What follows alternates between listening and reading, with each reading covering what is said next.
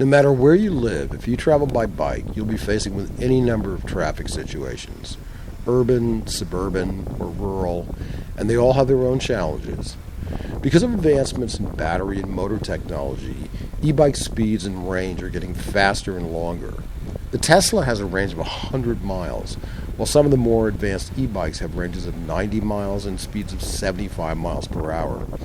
That puts the bicycle in the competitive range of cars. But remember, an e-bike is still a bicycle.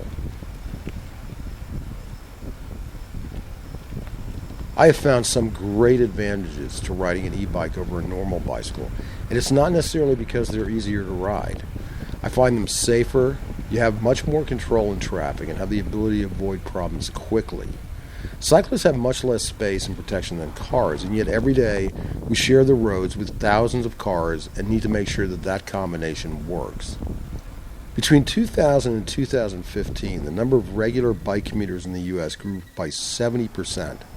That number is significantly higher in Europe and Asia. Some of the great advantages of an e-bike over a normal bike.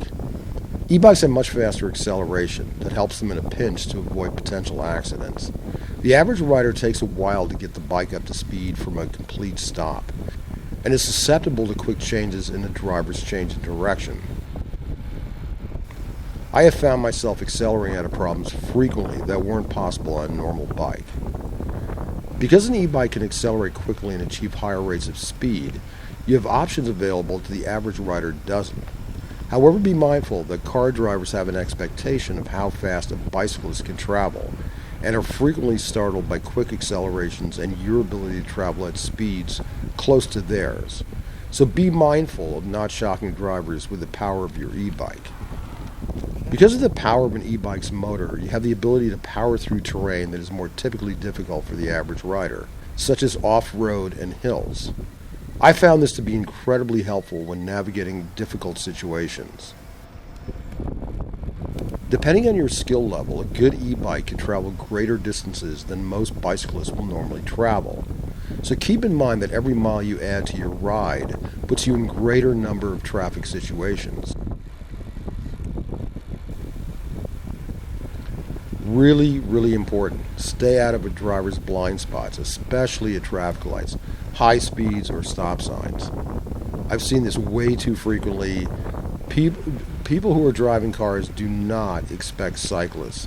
Even if they just pass you on the road, they are not expecting you. And particularly important with e-bikes is always keep at least one hand on the handlebars and brake.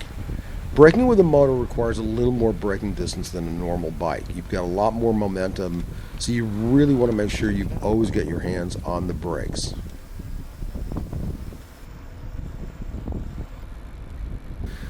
What I found with my e-bike is you want to make sure you carry the necessary tools to fix your e-bike, like with any bike. But when you're going a long distance, bring your charger, just like you would your phone. It can come in incredibly handy. At the end of the day, biking is all about enjoying the great outdoors. Don't forget to smile when you signal and interact with cars.